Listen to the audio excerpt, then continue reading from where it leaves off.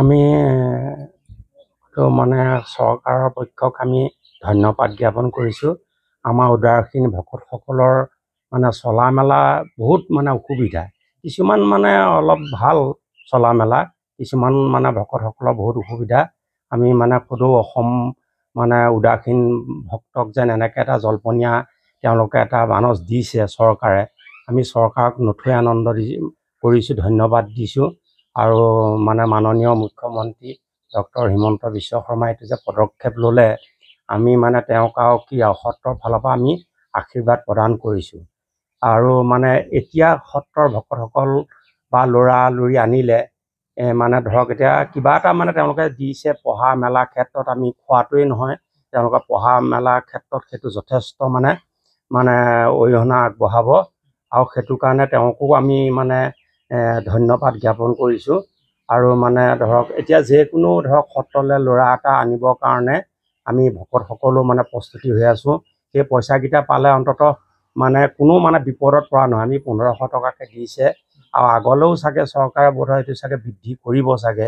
এতিয়া সদ্যহতে যেতিয়া তেওঁলোকে এটা দিছে, আৰু অসমত মানে বহুত সত্ৰ আছে, তাৰ উপৰি মাজুলীতে যেনিবা মানে বেছি সত্ৰ, মানে সত্ৰও বেছি আৰু উদাসীন ভকতো বেছি, বাকীখিনি সত্ৰত অলপ কম। আৰু এনেকৈ পদক্ষেপ লোৱাটোত মানে আৰু মানে সাংবাদিক সন্থা আৰু সকলোকে মানে দল সংগঠনৰ পৰা ধৰি আমি মানে খুব মানে তেওঁলোকক আশীৰ্বাদ কৰিছোঁ।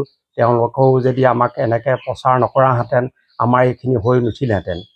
আৰু মানে বহুখিনি মানে নিজৰ মানে সাংবাদিকসকল আহি পেলাই আমাক যথেষ্ট অৰিহণা আমাক আগবঢ়ালেহি, আৰু তেওঁলোকৰ দ্বাৰাও আমাক এটা সহায় কৰিছে বুলি আমি তেওঁলোকক মানে আশীৰ্বাদ দিছোঁ। হৈছিলে সমস্যা মানে আনিবলৈও সমস্যা হৈছিলে, তেওঁলোকৰ পঠিয়াও সমস্যা হৈছিলে। তাৰমানে ল'ৰা এটা আনিলে ধৰক এতিয়া সৰুৰ পৰা তাক ডাঙৰ দীঘল কৰা, পঢ়ুৱা শুনা শিকা বুজা, সত্ৰৰ গুণ বিদ্যা শিকোৱা মেলা বহুত অলপ অসুবিধা। আৰু সত্ৰৰ জানেই ভকতসকলে খেতি পথাৰ কৰিব নোৱাৰে, নাপায়, আৰু লোকৰ ওপৰতে ভিত্তি, লোকেৰে খেতি কৰিলেও নকৰিলেও মানে খেতিখিনি হ'লে মানে চলিবলৈ এটা হয়, সেই ধান মুঠিকে বেচি পেলাই পঢ়া শুনা শিকা বুজা কানি কাপোৰৰ পৰা ধৰি সম্পূৰ্ণ তেওঁলোকক দিব লাগে। এতিয়া মানে সেইখিনি মানে এতিয়া মানে পঢ়া শুনাৰ ক্ষেত্ৰত যেনিবা এতিয়া এই বস্তুটো 1500 টকা যেতিয়া চৰকাৰে আমাক হেৰি দিছে, মানে খোৱা কিবা আমাক এটা চলিবৰ কাৰণে উপায় এটা দিছে, আমি চৰকাৰক ধন্যবাদ দিছোঁ। আৰু এতিয়া ল'ৰাও মানে তেওঁলোকক মানে কোনোবা এজনে যদি ল'ৰা অনা নাইকিয়া ভকতৰ ল'ৰা এটা, এতিয়া মানে তেওঁলোকে আনি পেলাই মানে বন্তিগছ মানে পৰম্পৰা যিখিনি আমাৰ সত্ৰীয় গুণ বিদ্যা গুৰুজনৰ যিখিনি আৰ্হি, সেইখিনি চলাই থাকিব বুলি আমি মানে আশা ৰাখিলোঁ। যিহেতু সত্ৰ আৰু এতিয়া আহিব বুলি আশা প্ৰকাশ। এতিয়া যথেষ্ট কমিছে। মানে আগৰতো বহুত ভকত আছিলে আমাৰ উত্তৰ কমলাবাৰী সত্ৰতে, প্ৰায় আমি অহাত মই অহা এতিয়া ধৰক এতিয়া প্ৰায় মানে 50ৰ ওচৰা-ওচৰিও হৈছেগৈ। তেতিয়া যিমান ভকতখিনি আছিলে তেতিয়া দুখ কৰি খাই থকা ভকত, এতিয়া মানে আজিকালি সিমান দুখ কৰাৰ সিমান হেৰি নাই, আৰু যথেষ্ট শিক্ষিত হ'ল ল'ৰাখিনি। আৰু সেই ক্ষেত্ৰে মানে তেনেকৈ অলপ চলা মেলাও দিগদাৰ, আৰু নপঢ়োৱালেও আজিকালি কি হয়, তেওঁলোকৰ ঘৰৰ পৰিয়ালে মানে বৰ দিবলৈ ইচ্ছা নকৰে। আজিকালি সকলোৱে শিক্ষিত যুগ, সি পঢ়ুৱাব লাগিবই। সেই ক্ষেত্ৰতে ল'ৰা মানে এতিয়া যথেষ্ট আনিবৰ কাৰণে মানে যিকোনো ভকত এতিয়া পদক্ষেপ লৈছে, মানে ল'ৰা এটা আনিব। তেওঁ যেতিয়া এটা জীৱিকা পথ গভৰ্ণমেণ্টে দিছে, আৰু তেওঁ মানে ইমান মূৰ মাৰি থাকিবলৈ দৰকাৰ নাই, আৰু সেই ক্ষেত্ৰে ল'ৰা এটা কোনোবাই যদি নাইকিয়া আনিবৰ কাৰণে তেওঁলোকে জোৰ জাই কৰিছে। এই ভাত্তা পোৱাৰ পাছতে এই ভাত্তাটো পোৱাৰ পিছতে বহুতে এতিয়া আনিবৰ কাৰণে জোৰ জাৰি কৰিছে। অসমৰ উদাসীন সত্ৰ বৈষ্ণৱসমূহক চৰকাৰে মাহিলী এটি সাহায্য দিয়াৰ কথা গত 26 জানুৱাৰীৰ দিনা অসমৰ সন্মানীয় মুখ্যমন্ত্ৰী ডক্টৰ হিমন্ত বিশ্ব শৰ্মা ডাঙৰীয়াই ঘোষণা কৰিছে। আৰু পলম নোহোৱাকৈ সোনকালে এই মাহিলী যিটো ভাত্তা 1500 টকীয়া উদাসীন ভকতৰ, ইয়াৰ কিন্তু সুব্যৱস্থা কৰিছে, সেইটো আমি শলাগ লৈছোঁ।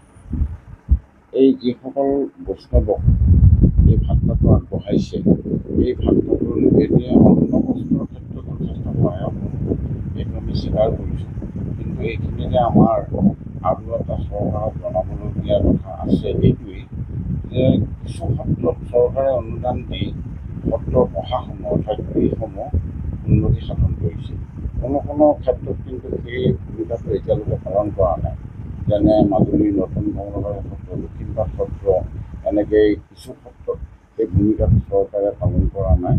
আমি এইটো কথা অনুভৱ কৰিছোঁ যে অন্নবস্ত্ৰ হোৱাৰ পিছত যদি গৃহখনত শান্তিৰে থাকিব নোৱাৰে আৰু বাহিৰৰ ব্যক্তিসকল আহি যদি ভকতসকল মানে কিবা মানে অসুবিধাৰ সন্মুখীন হৈ বাসস্থান কৰিবলগীয়া হৈছে, এই কথাটো যদি অনুভৱ কৰে, তেতিয়াহ'লে এইটো অসমবাসীৰ কাৰণে এটা দুৰ্ভাগ্যজনক কথা বুলি মই অনুভৱ কৰিছোঁ।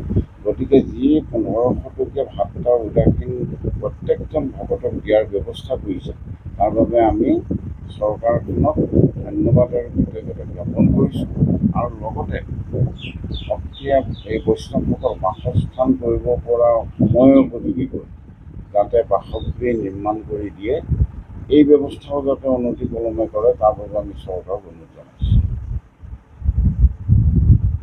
আহিছে আমাৰ এটা বক্তব্য শুনিবৰ কাৰণে বিশেষ কথা ক'ব নাজানো, তথাপিতো মুখ্যমন্ত্ৰীয়ে যিখিনি আমালৈ আগবঢ়াইছে এইখিনি পালে আমি পৰম সন্তোষ পাওঁ। কিন্তু তাৰ আগতে এটা কথা ক'বলগীয়া আছে। এই 1500 টকা খাবলৈহে দিব, কিন্তু এই থকা ঘৰখনৰ অৱস্থা কি চাওকচোন, গোটেই চাৰিহাতী ঘৰবিলাক চাওক কি অৱস্থা। গতিকে প্ৰতি সত্ৰত তেনেকৈ মুখ্যমন্ত্ৰীয়ে মানে ঘৰ দুৱাৰৰ কাৰণে যথেষ্ট আগবঢ়াই নিছে, আমাৰ এখন সত্ৰত একোৱেই কৰা নাইকিয়া। এইটো লৈ অলপ দুখিত, আৰু ইয়াৰ দ্বাৰাই মুখ্যমন্ত্ৰীক মই জনাব বিচাৰিছোঁ যে তেখেতে এই ঘৰখিনিৰ কাৰণে অকণমান আগভাগ লৈ সুব্যৱস্থা কৰিলে ভাল পাওঁ। আৰু 1500 টকা দিয়াত আমাৰ একো নহয় যদিও আমি অকণমানেই কিছু উশাহ পাম। মই ইমানকে ক'লোঁ আৰু দেই।